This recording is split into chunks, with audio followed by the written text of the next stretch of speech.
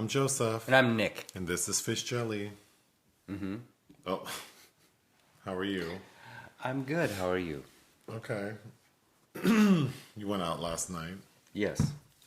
Where did you go? Akbar How was that? for Madonna, the celebration of Madogma's birthday. Do you know how old she is? Well, she was born in 58, right? I would have to confirm that. I don't know. Ms. Ciccone, She was born in 58. Wow. So she turned 63 yesterday. okay. Yeah, I know Akbar's been doing that for a few years. I don't remember if I went last year.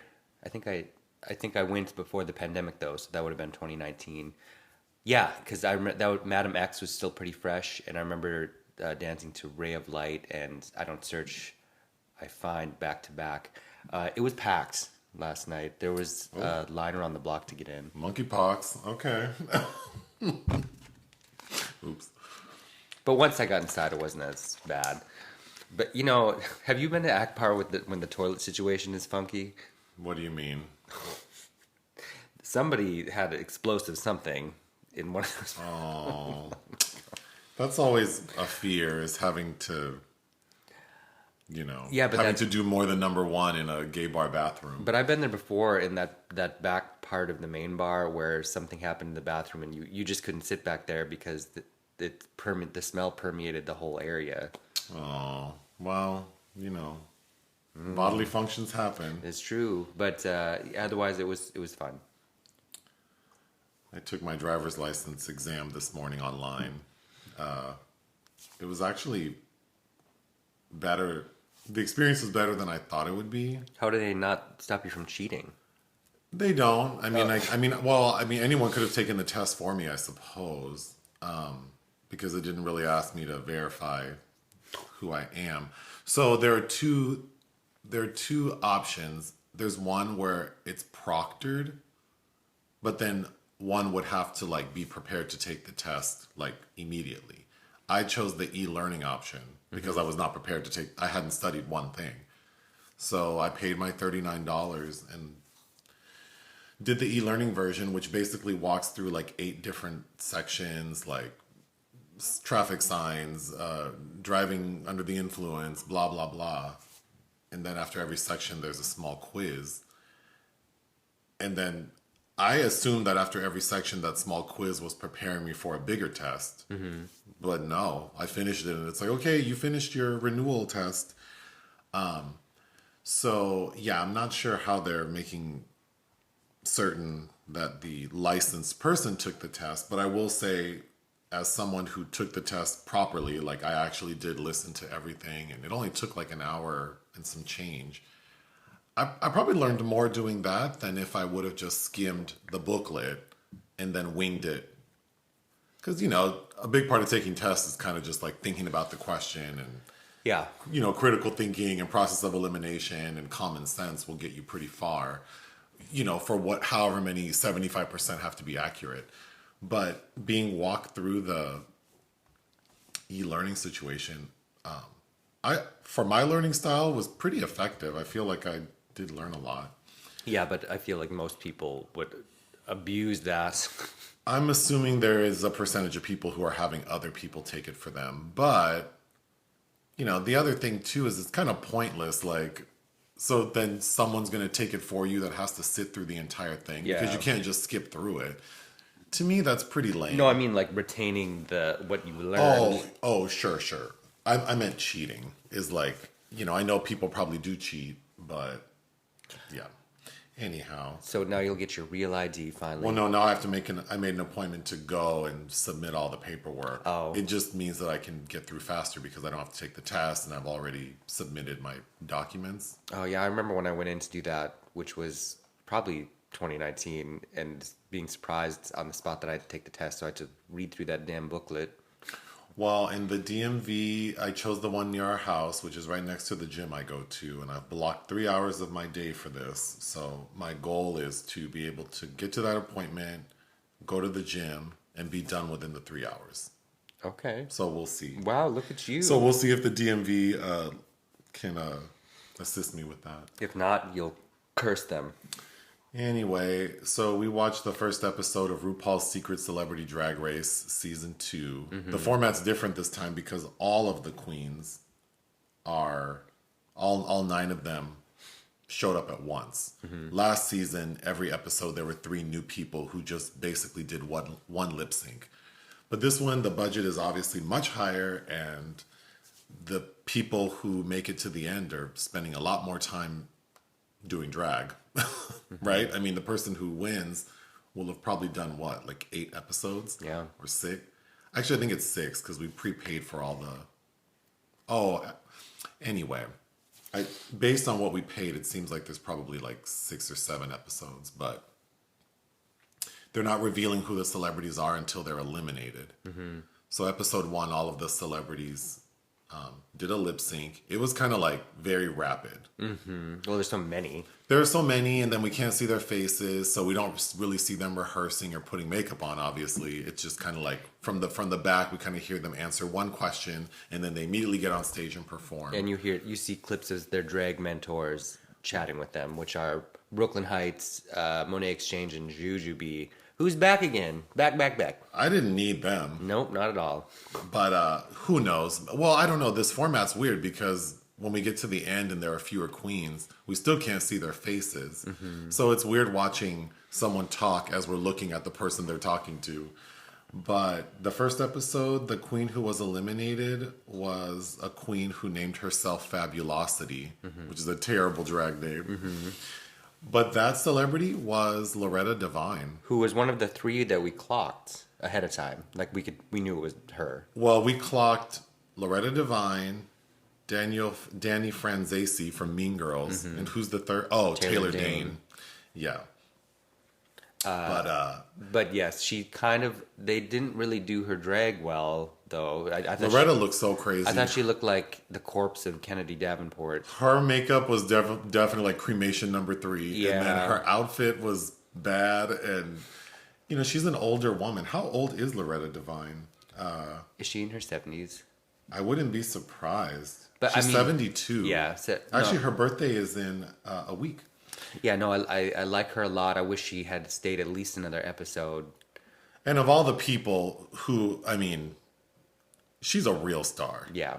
Like a legit movie star. Yeah. And television star. It's just so funny that she went home first. But, she's also really busy. We were saying that I think maybe she probably is okay leaving after one episode because someone like her probably doesn't have the time to spend weeks doing this show. And remember, it can't pay what she's used to making. So she even says in her intro video, like, she's doing this for fun and because no one would expect it. And she said her, like, step goddaughter, something crazy, some random relative really likes the show and was super excited that she's doing it. And actually, I thought her lip sync wasn't bad. It's just, they had to sit her in a chair because she did it to Mary J. Blige's Just Fine. Which was cute. She was better than 2 other people, I thought. Yeah, I thought Taylor Dane was terrible. Yeah, Taylor Dane. All she did was kind of raise the roof as if her arms were glued to her. Yeah, she didn't seem that into it. It's also to a Pink song I can't stand, so that's... Anyhow, so that's that. Moving on. Did you see that video that Kevin Federline posted of Britney Spears yelling at her kids? I saw a headline about it, but I didn't bother to read it. I watched it. It's a little uncomfortable, because that's these people's personal business. And as the father, why would you post that? It just seems really messy. I know they're going through, or he lost child support payments or something. So I don't know if he's mad. He's mad. So I think it's really tacky that he did that. You also have children to think about and how this reflects on them and, the world knowing these kids' business who didn't ask to be born into this chaotic ass shit. But if you eliminate that lady does not seem like someone who should be taking care of kids on her own. Well, I didn't watch it, but that doesn't surprise me. The way she's talking to them, and it just, she seems so fragile. Well, that's, if you had a camera in most of these people's homes watching how they talk to their children. Moving on to another musician. But K-Fed's trash, note. Popo's out. Popo's out, yeah. Popo's which means bring your ass in. Because doesn't the lyric in this song say, it means bring your ass in Portuguese? Of all her husband, well, I don't know.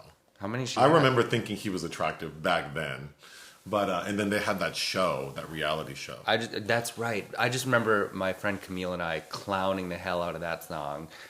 Oh, wow, it's not a good song. No, but it's just like, I can't believe this shit. Moving on to another musician, did you see Diane Warren commented about, she made sort of a jab at Beyonce, sort of commenting on like what song needs 24 writers, and then referring to Beyonce's new album and how some tracks have like as many as 24 writers. But so I know I've commented on this before, because back when Beck won for Album of the Year, and then everyone was criticizing how Beyonce didn't even get nominated, I think, or certainly didn't win, and then people were commenting, including myself, like there's so many writers on this one album versus this one person wrote and produced and played the instrument. Yeah.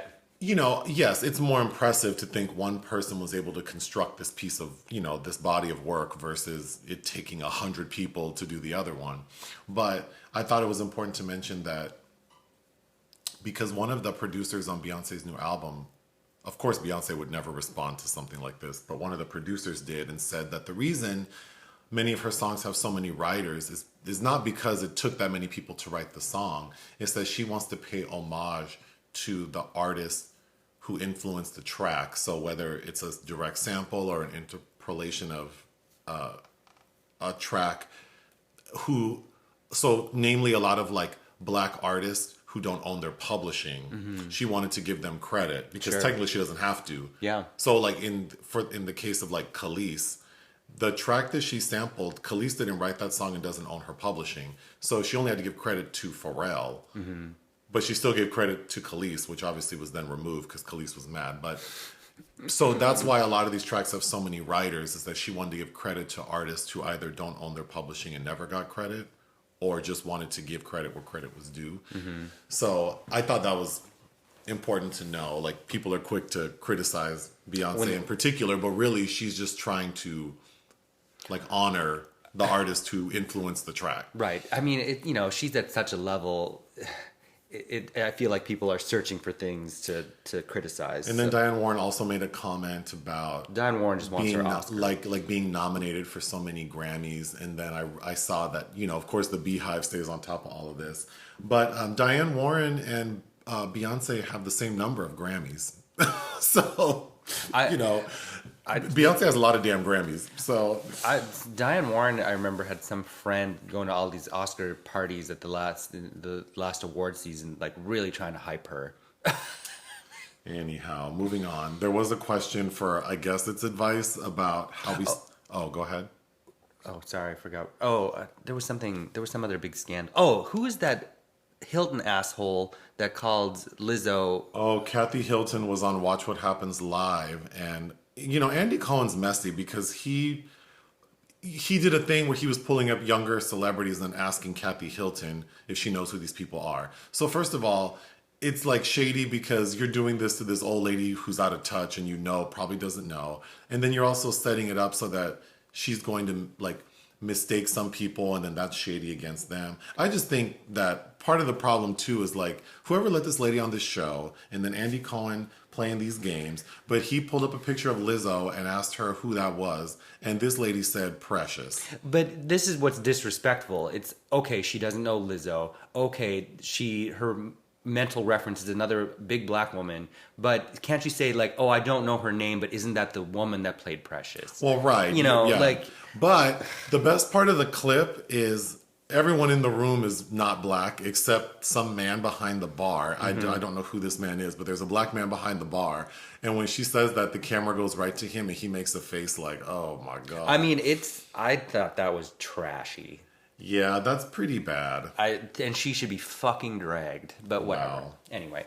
Whomever is going to defend Lizzo probably is not going to affect Kathy Hilton. So. No, but it's just like, it'd be nice to know that somewhere in her little universe, somebody said something to that. Well, she's best friends with LaToya Jackson. I hope LaToya says something to her ass. Like, speaking about a touch, but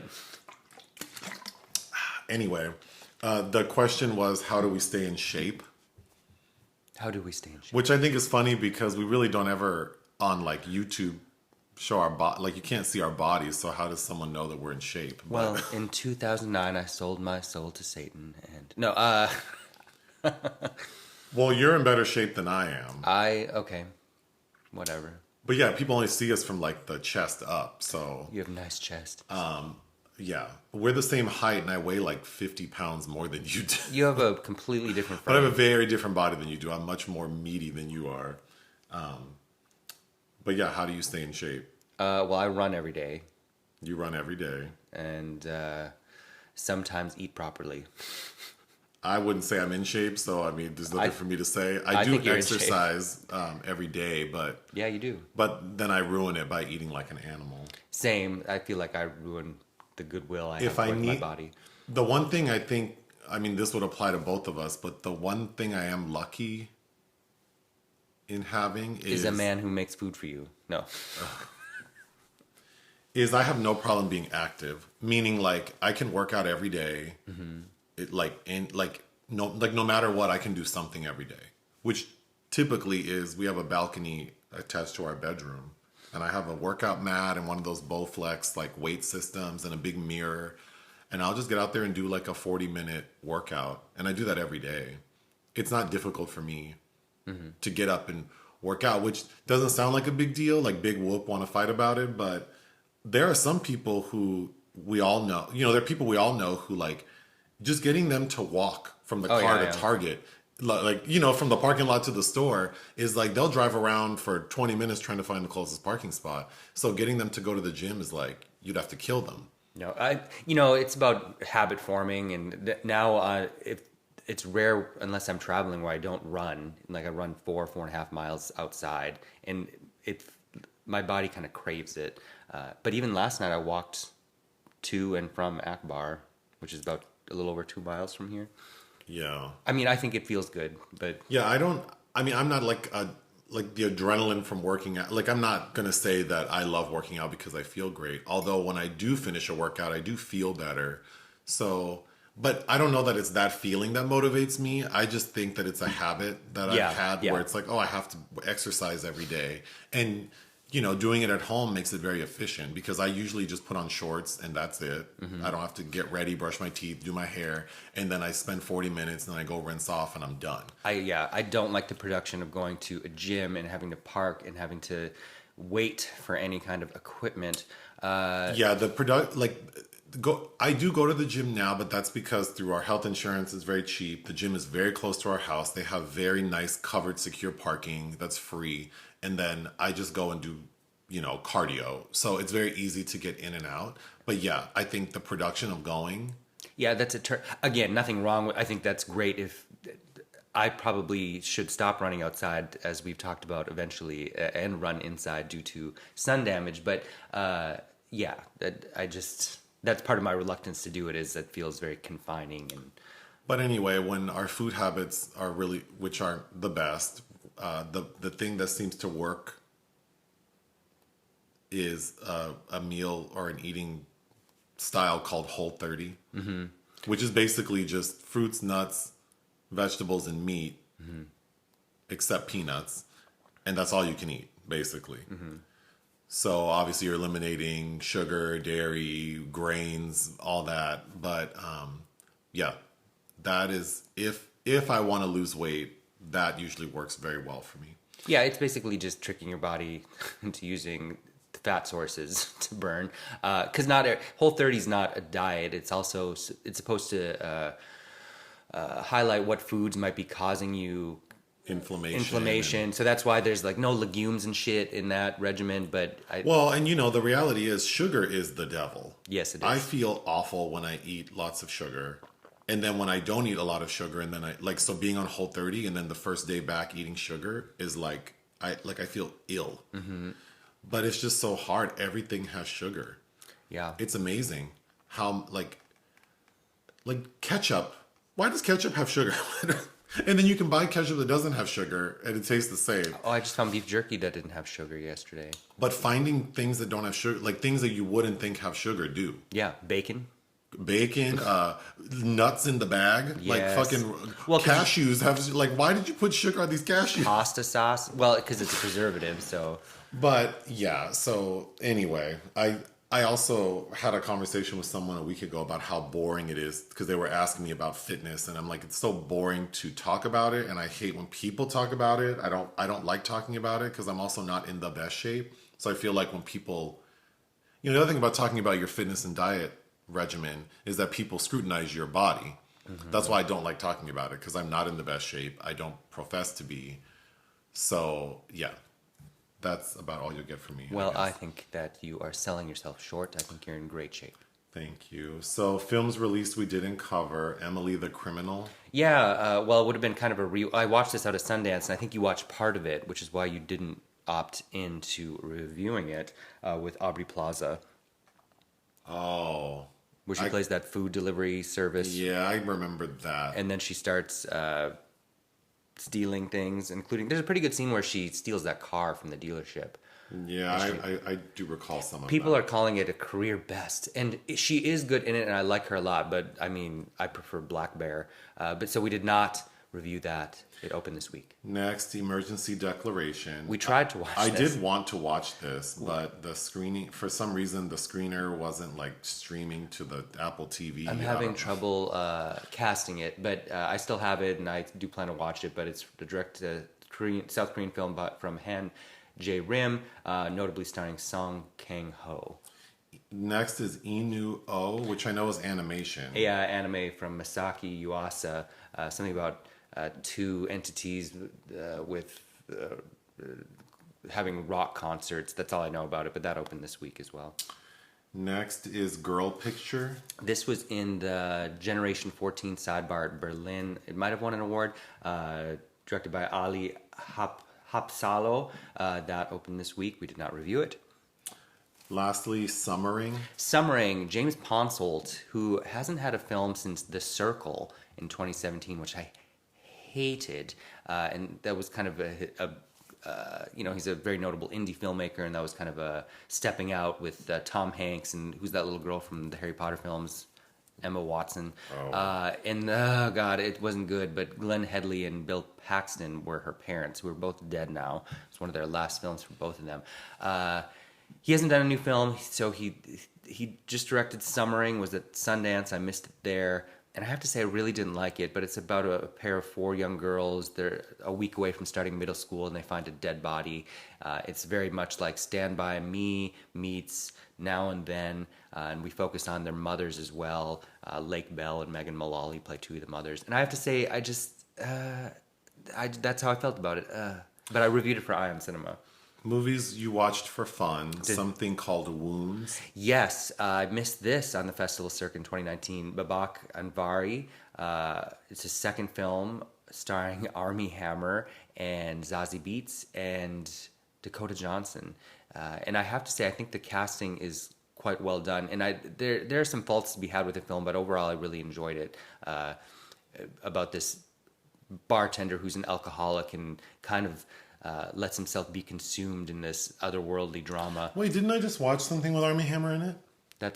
You were in the room while I had it on. Oh, that's what that was. Yeah, okay. It was not memorable to me. I just remember his face. That's it. Well, you didn't really watch it though. You went to bed. Oh. But there were things I liked about it. That's why it wasn't memorable, because I didn't watch it. Mm-hmm. But I don't like Armie Hammer, but I think that his casting worked well for that kind of person. Ooh, and I am so ready for that. Oh, that Hammer Discovery's House of Hammer. And I know it's messy, and that's the problem with our culture, is getting in people's business. But I cannot wait to watch that shit. Yeah, because there's like a family member from like front and center telling all their business. Got his auntie on there. Yeah, I love mess and drama when it's not my own. Next, a movie called Traumazine. That's not a movie. I want to talk about Megan Thee Stallion's album that just dropped Friday, which I've been sampling.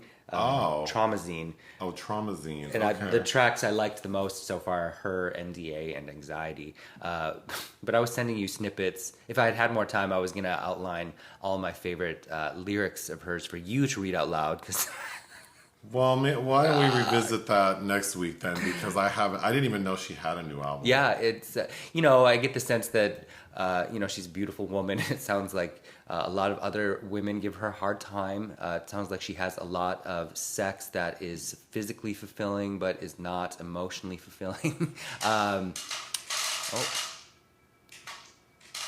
Attack. that yeah. Okay. But yeah, I enjoy her quite a bit, and Google informed me well, and I must search things about her more than I thought, because Google informed me well ahead of time about when her album was dropping.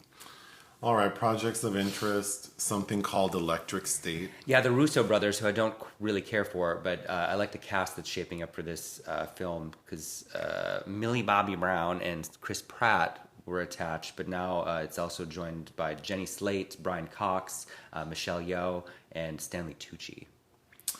And something called The Underdogs. Charles Stone, the director of Drumline, is directing a film produced by Kenya Barris, starring Snoop Dogg. It's a football comedy where he's an ex-NFL player. And Underdogs has, of course, the double G's. Okay, unfortunately, there are several entries in the obituary section. Oh, it's been a week, huh? First, Olivia Newton-John. Yeah. She passed away. She was struggling with breast cancer, which had traveled to her lower back. So I'm sure she was in so much pain. Yeah. She was 73. Yeah, but you created a list of films, like some of your favorite Olivia Newton-John films. Yeah, I mean, well, we'll table one of them. I don't like Xanadu. I love the ELO title track, but that movie is hard to sit through for me. So that's not on this list. And she didn't do that many films, Oh gosh, I feel like before her passing, what would I have known her from? Probably, I know she's in Grease, and probably the song like "Let's Get Physical." The music video. That's about it. I don't know that I could have conjured her up in any other films and any other music. I don't know that I could have named any songs from Grease. Really? Okay. Yeah. So obviously the secret film's Grease, because that's what that. Yeah, because I thought that we can't go another week without. I don't. Okay, we'll save that conversation. But anyway, yeah. So I didn't know much about her. I know that like I've seen her do like she was on Drag Race, I think. And, yeah. I can see your list of films, and I recognize now that I see it. I do remember her in one of these films. But anyway, what are the three films you mentioned? Sordid Lives from 2000. She's part of that ensemble. Which I recommend. And also It's My Party from 1996, which is written and directed by Randall, Kleiser, who directed Grease. Is that the one with Margaret Cho? I believe she's in that. Lee Grant, a whole bunch of people where he's having a farewell party because he's got HIV. Okay. Eric Roberts, I believe, is the lead star. I could rewatch that. It's been a minute. Eric Roberts is in a movie about a talking cat. Oh, that's terrible. I should actually keep talking. I need to look that up. He's done a lot. I mean, it's kind of like Danny Trejo, where we will do whatever, I guess. And then from my childhood, it's a television film she did in 1990 called A Mom for Christmas, that for whatever reason my mother had taped it, on VHS from the TV, and I wore that shit out. I watched that all year round. She plays this mannequin that comes to life and becomes this little girl's mom, and that's really all I remember. I could really rewatch it. I haven't seen it probably since the very early 90s, but I have very fond memories of that thing. Getting back to the Eric Roberts movie, the movie is called A Talking Cat, ? It is unwatchable, but there is a plot point that there is a talking cat and Eric Roberts voices that cat. It's available somewhere because I've seen it twice actually. You have put it on.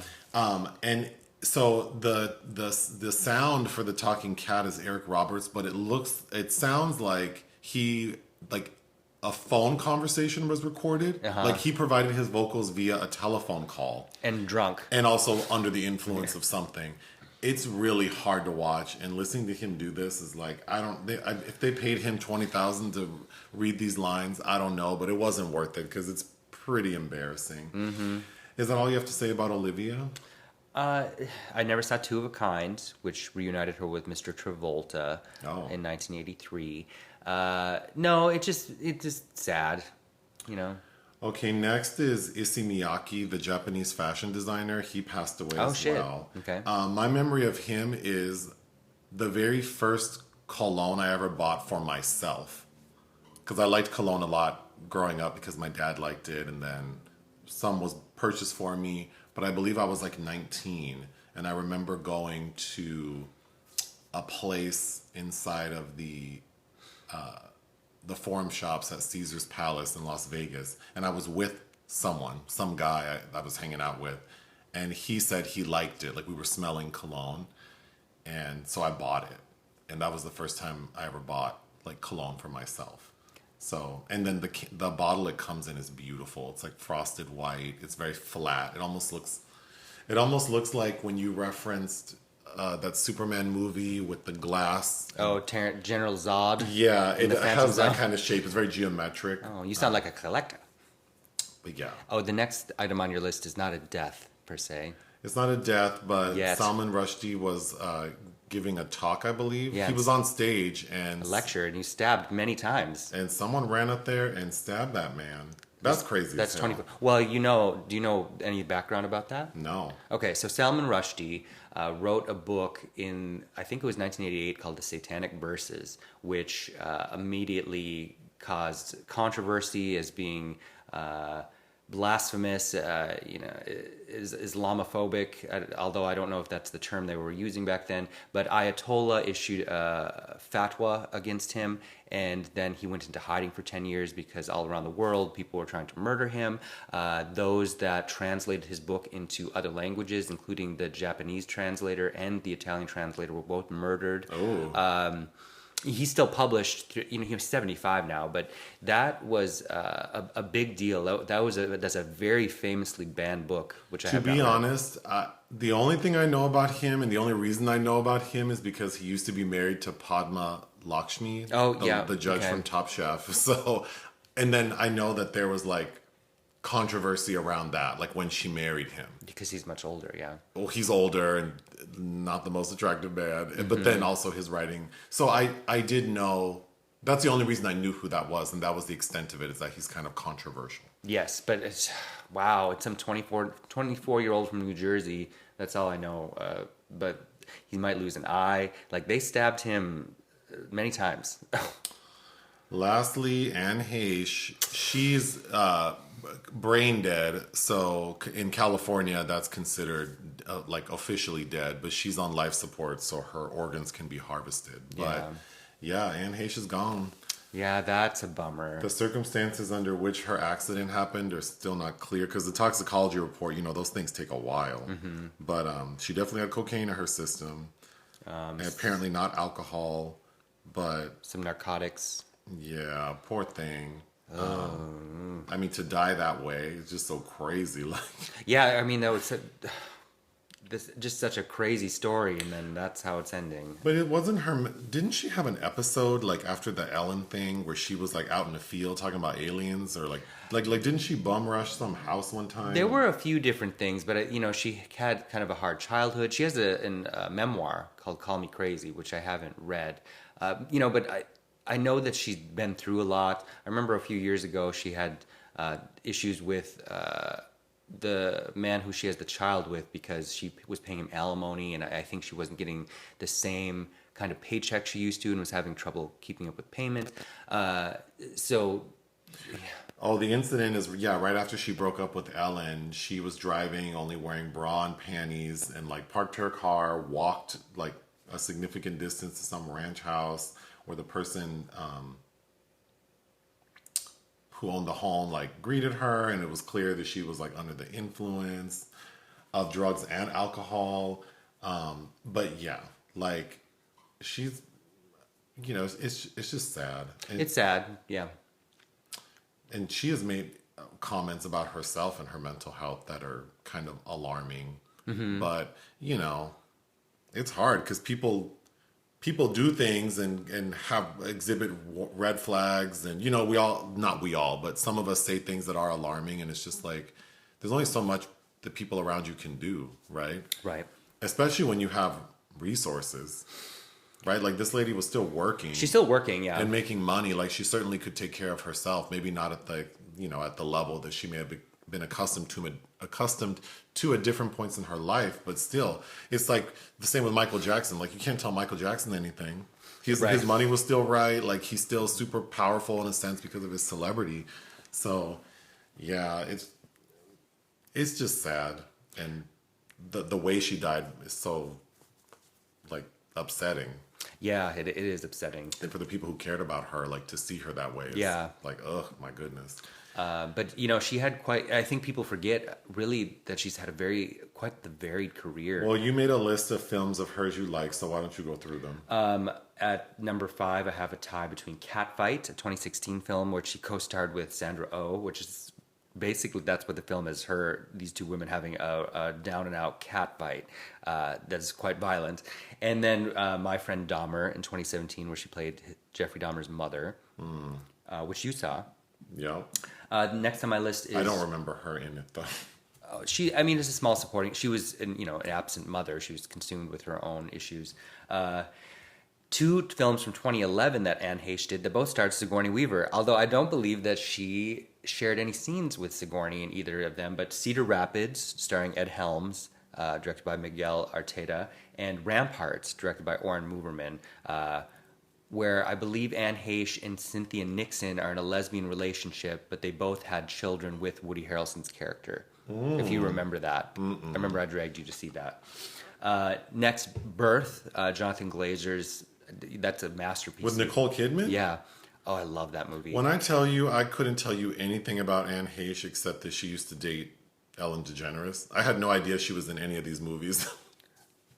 Yeah. I couldn't have told you what she's famous for except being with Ellen DeGeneres. Really? Yeah. I don't know what television show I really don't know anything about her. One of her biggest Hollywood pictures was 6 Days, 7 Nights with Harrison Ford, which I've never seen. Anyway, Birth, with that close-up of Nicole, such a good movie. You haven't seen that? I know you've seen Birth. Yeah, but I couldn't have told you she's in it. Anne Heche is the one that doesn't believe. She knows there's something wrong with that. I know it's about Nicole Kidman and her husband's dead and it's come back as like this little boy and then she has sex with him in a bathtub or something. Well, she's naked with him in a bathtub. Yeah. But Anne Heche was sleeping with Nicole's husband. Oh, that's why she knows. I couldn't have told you that. And then you have Wild Side. Wild Side was Donald Cammell's last film before he killed himself. And there was he had a lot of trouble getting this made. It filmed in Long Beach, co-starring Joan Chen and Christopher Walken, and he wanted Anne Heche. She wasn't notable at all in 1995. She'd done some things. He wanted Anne Heche, and he could not get the money to finance it starring her, and that kind of caused his ruination. And there's a really bizarre story about him killing himself because I think he asked his wife to film it. But that was an early Anne Heche role that I do quite like, and I think that movie is very enjoyable, especially if you like those people. And then number 1 on my list is Nicole Holofcener's Walking and Talking, starring Anne Heche and Catherine Keener, which you have seen because I remember showing that to you in Minneapolis. I do not recall. That's the movie where Catherine Keener is dating that guy that she thinks is ugly. Oh, I remember that. Yeah, that's Anne Heche's voice on the phone that says, "Are you still with that ugly guy?" And he hears it. And, I remember that scene, yeah. And then she's calling the video store trying to get a hold of him. And what does she say? Like, "Do you have the complete films of Stanley Kubrick?" I remember that, yeah. That's such a good movie. But anyhow, it's sad. Locarno Film Festival just ended yesterday, and the winner was a Brazilian film called Rule 34 about a woman that's delving into her BDSM autoerotic asphyxiation side, which I just watched yesterday. Well, moving on to the secret film, we have 20 minutes. I don't know that we need that much time to talk about this movie. So the movie is Grease, the 1978, which was a good year, film directed by... Randall Kleiser. Do you know Randall Kleiser? Yeah, he directed It's My Party with Olivia. Previous to this... That's what you said, yeah. Okay. Previous to this, he directed television... He directed The Boy in the Plastic Bubble with John Travolta, which we've seen. I've never seen Grease, but... That's why I picked it. If my memory is serving me correctly, I believe my sister likes this movie, and maybe... like she's watched it and I've been like at home when she's watched it, but I couldn't have told you anything about the movie except that I know John Travolta and Olivia Newton-John are in it. Some of the songs that I heard, I didn't realize were from this movie. Okay. If you pushed me to name a song from the movie, I probably could have conjured up "You're the One That I Want." Sure. Dun, dun, dun, dun. But Look at Me, I'm Sandra Dee? no, absolutely not. I wouldn't have known that. And the opening song, "Grease Is the Word," I didn't know that was from this movie. Yeah. Because I remember hearing good. that song and liking it. But yeah, the story is not what I thought it was. Okay, so I haven't watched this since I was a teenager, but my mother loved this film and my dad hated it. And I remember watching it on TNT for the first time or something as a kid and being amused, because it's set in the 50s. It's set in the 50s.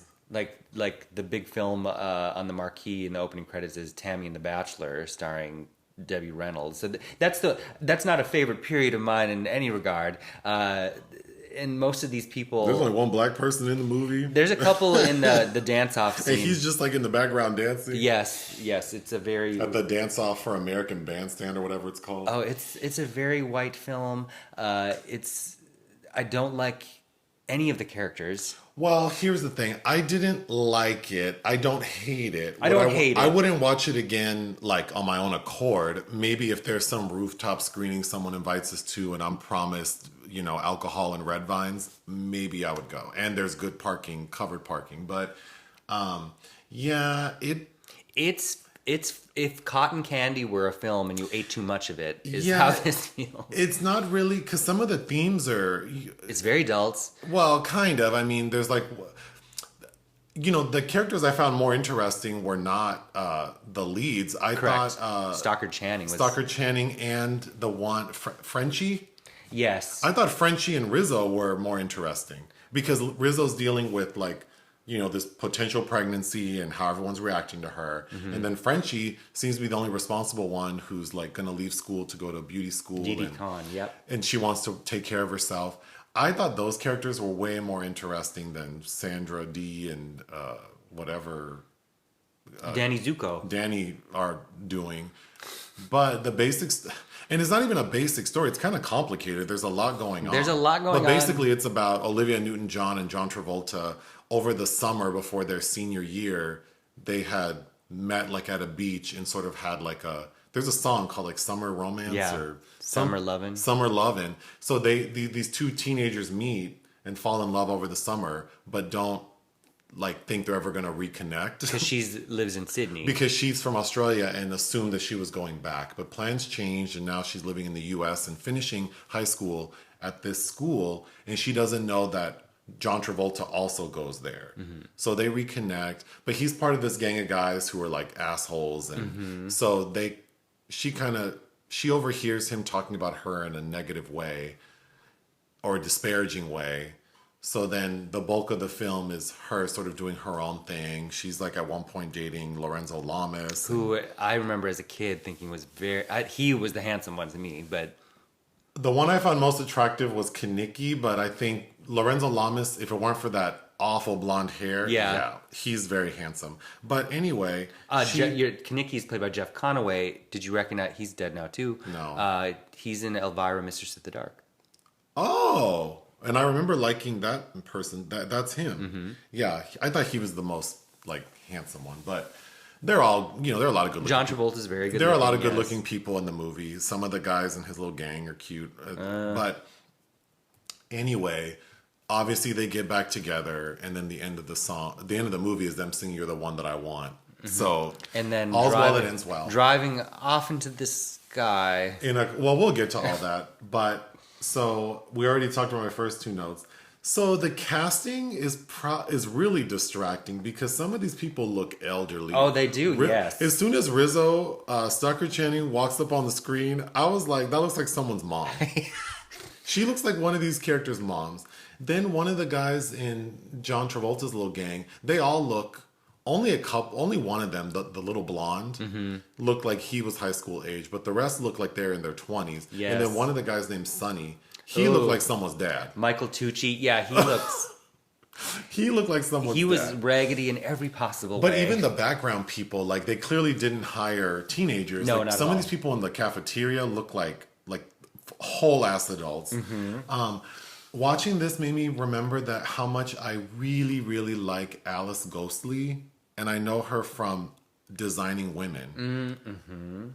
Yes. I would definitely, I don't know if she's done any movies. I don't know her except from Designing Women, but I remember liking her so much as a kid, and I would watch a movie with her. She's in. You've never seen The Graduate? No. She's in that. In To Kill a Mockingbird, she's the aunt. I've seen To Kill a Mockingbird. I don't recall her. But I thought Frenchie, looking at her, reminds me of Lady Gaga. Yeah. Except I like Frenchie better. She seems sweet. And Frankie Avalon pops up in a cameo to sing her beauty school dropout. So for people who haven't seen it, like John Travolta's character is like, it's like 50s. Like he has that greaser hair and like the rolled up sleeves and all the, and he's part of these guys and they're kind of bad guys, but they also seem to have an awareness of like they're being assholes. I thought the characterization and the writing of that little group of guys was not the best because they're talking about women in a derogatory way at one point, and then at another point they're sitting on in the bleachers at like a football game or something, and one of the guys is like looking up another girl's skirt. Yeah, the blonde Putsy. And then he's the one who I thought looked appropriate. And then the one who looks elderly is telling him, like, stop that. So it's like, wait, like, are you guys dicks or not? Like, I didn't like that characterization. But anyway, so John Travolta's part of that crew. And then Olivia Newton-John's part of this group of girls who wear, like, pink jackets or something. The pink ladies. And they're a little, like these girls are a little fast. They got hot draws. And Sandra Dee, Olivia Newton-John's character, is, like, very sweet and very wholesome. So the first time they hang out, like, for real, is they do, like, a sleepover. Which I thought was, like, that would have been my favorite scene, except Rizzo has a song. And I didn't like that song. You don't like Sandra Dee? Look at me, I'm Sandra Dee. Yeah. Okay. I didn't really love that. But I thought the scene was kind of fun because Rizzo's making fun of her, and then Frenchie wants to pierce Sandra Dee's ear. Like, girl, don't you let her do that. And is not good at it, and then one of the other girls, offers her virgin pin, like the little pin she wears to denote she's a virgin. And then somebody says good for something. Someone says, oh, well, at least it'll be good for something. And then Frenchie's like, I'll use that to pierce Sandra's ear. And she puts that pin in her mouth to clean it. Yeah. Oh, that took me all the way out. Yeah. And they go in the bathroom and Sandra Dee passes out from the sight of blood. That was a cute little scene. Then there's a scene because Kaneki drives like this raggedy ass car, and there's another group of guys called the Scorpions, the leader of which had the worst skin I've seen in a long time. It was like Edward James Olmos skin. And he's supposed to be a high schooler. Yeah. And he looked like Viggo Mortensen's like wrecked brother or something. He's supposed to be in high school. That man looked 43. That was Dennis. That was Dennis Stewart. He died in 1994 from complications with HIV. Oh, well, bless his soul. But yeah. So there's a moment when Kaneki's driving and that Scorpion guy like hits his car and he's all mad because his car's messed up even though it's already raggedy. And so there's a scene where they sing a song called Grease Lightning. Yeah, that's a big song. I actually thought that was my favorite scene. It's so gay. It's so gay. Oh my God. And watching John Travolta, all the guys dance was like, oh my God. That's like gentlemen prefer blondes level gay. Yeah, but I thought it was fun. Then there's a scene because John Travolta gets funky when he sees Olivia on a date with Lorenzo Lamas. And then she kind of says like, well, at least he's like a man, basically. Like he plays sports and what do you do? So then the next scene is John Travolta with the PE coach saying like, I want to play sports. Played by Sid Caesar. So we get a montage of John Travolta trying different sports. Yeah, is he coaching all of these? I thought that was fun. Sure. Then, of course, I'm familiar with, I've used the phrase beauty school dropout, but I wasn't familiar with the song. But after hearing it, which Frankie Avalon sings, it's pretty mean. Yeah, it is mean. Yeah, basically he's saying your only prostitute would be your only customer would be a hooker. He's basically talking shit about Frenchie.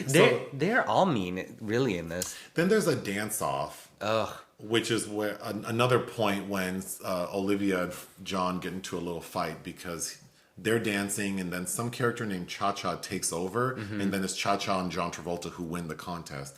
First of all, that lady Cha-Cha looked like she was in her 40s. She's beautiful, though. She's beautiful, but she does not look like a high school student. She reminded me of Ariana DeBose in West Side Story, actually. There's a funny scene where Rizzo tells one of the girls, like, I'm pregnant, but don't tell anyone.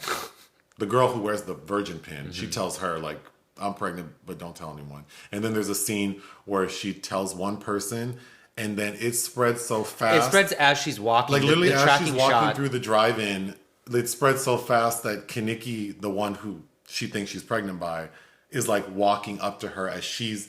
I thought that was a very well done shot. Yes. Then, for some reason, there's like this race, like at Thunder Road, where Kaneki's supposed to race Viggo Mortensen, but then he falls and bumps his head, so John Travolta has to do it, and of course John Travolta wins the race. And we've established that those two have kind of this bromance. Yeah, then there's this weird bromance because Kaneki asks John Travolta like if he'll go with him. And then John Travolta says like, oh, as your driver? And he's like, no, like as my date kind of. And then they hug. And they get real excited. That was interesting. Yeah, I thought, obviously, I'm sure back in 78 when Olivia Newton-John came out at that damn carnival in her You're the One That I Want outfit, she looks amazing. She does, yeah. She looks perfect. The ass is a little flat, but she looks perfect. She looks perfect. Yeah, she's a skinny little white thing. It's pretty striking to see her. And then I'm thinking about Raja doing it on All-Star 7. He comes out as her in that outfit, and he looked amazing. But yeah. And then, of course, the film ends with that damn car with John Travolta and Olivia Newton-John riding off into the clouds. Like, okay. Yeah. Interesting. Some of the music's cute. Yes. But yeah, it's pretty saccharine and the plot is a little chaotic. And I think that it would have been more interesting to focus on characters. I mean, literally, Olivia Newton-John's character is so boring. She is. She has nothing to do. And that's like her character. Like she's supposed to be like this very like bland vanilla girl. It's just not fun to watch her. No, there's nothing. I mean, beyond her being beautiful and having a nice voice, she's as boring to me as that girl who played the main girl in West Side Story, who won an Rachel award. Zegler. That little one. Yeah. Yeah, like just equally as boring, but beautiful. Yeah, and she doesn't come alive until the end when she changes her, her outfit and her hair. When she becomes bad. But seeing, John Travolta, it's cute seeing him so young and thin and then vibrant, yes. Yeah. There's some old Hollywood in this film too. Joan Blondell is. Oh, the principal. Do you know who that is? Who's that? Eve Arden. Okay, I could watch a movie with her just being a principal of a school. She was so fun to watch. Her little assistant. Oh yes, that she's kind of abusive towards. Who she's abusive towards. Eve Arden, because she plays Joan Crawford's best friend in Mildred Pierce. Oh, she's the one that I could rewatch Mildred Pierce. Oh, Mildred Pierce, so good. She had her own show for a while too, but yeah, Eve Arden is a lot of fun. That voice, that kind of withering sentiment. Yeah, she's a lot of fun. But Joan Blondell is Vi, the waitress. Oh yes, poor thing. Those kids at the diner and they order all that shit and she brings it out and I don't see anyone pay for it and they spill everything. Yeah. You know her from the original Nightmare Alley, and I know that there's a clip I play a lot from a film called Lizzie, which is based on a Shirley Jackson novel, where I think it's Eleanor Parker has multiple personalities, and Joan Blondell's screaming at her, "You look like a slut!" And she says, "Look like I am." And there's also another great clip from that movie where she says, "How dare you talk that way about bourbon? What's bourbon done to you?" So yes, love Joan Blondell. And Fanny Flagg is the school nurse. Fanny Flagg is the author of Fried Green Tomatoes at the Whistle Stop Cafe. I'm trying to think who else I might be missing, but Ellen Travolta is also a waitress in the film. Oh. I think she's the one that's watching the dance-off. But yeah. The dance-off was kind of fun. And then the guy, I forget his name. Vince Fontaine. Yeah. I mean, I don't know what came... I'm assuming... I'm going to sound so ignorant, but Hairspray came out after Grease, right? Like the musical or whatever, the original material. Yes. And of course, before Grease was the film, there was the stage production. Yeah. I feel like things have been done since this film that do it better, like components of it do it better. But, I guess as sort of a classic film and story, I can see how people loved it back in the late 70s. I mean, this was such a big deal. And I can see how it catapulted the two leads. Well, this is after Saturday Night Fever. But, I mean, For John Travolta. But this really solidified Olivia Newton-John, right? Yes. Mm-hmm. In the United States, right? Yep. And then John Travolta had already sort of taken off with Saturday Night Fever. Yes, which I prefer. And we saw a screening of that at the AFI. Well, Saturday Night Fever is dark. Yes. Which is funny because, You wouldn't think think it would be that sort of dark and serious. But, yeah, Grease, I don't know. I would give it like 2.5 out of 5. I'm just like, it's okay. I wasn't even really that excited to watch it, but I feel like it's something that you should see based on the impact. That being said, if there were like a live production of it nearby, I would probably check that out. Didn't Rosie O'Donnell play Rizzo Forever on Broadway as well? Oh, did she? I want to say yes. Anyhow, we have 4 minutes. What do you want to say? I've read this week. I read The Whale, which Darren Aronofsky, the play that starring Brendan Fraser as that 600-pound gay man that I'm about to see in Venice. And then I also read Bones and All, that cannibal love story that Luca Guadagnino has directed with Timothée Chalamet and Taylor Russell. That book felt a little YA to me, enjoyable, but it's I'm interested to see what Guadagnino does with that. And now I'm reading The Sailor Who Fell from Grace with the Sea by Yukio Mishima, which I've never read anything by Mishima, but there's a really great Paul Schrader film about his life. He committed public seppuku after finishing his opus, this tetralogy. Anyway. Public seppuku. He did. He was also homosexual. Oh, good for him. Homosexual. Anything else? No. All right, bye.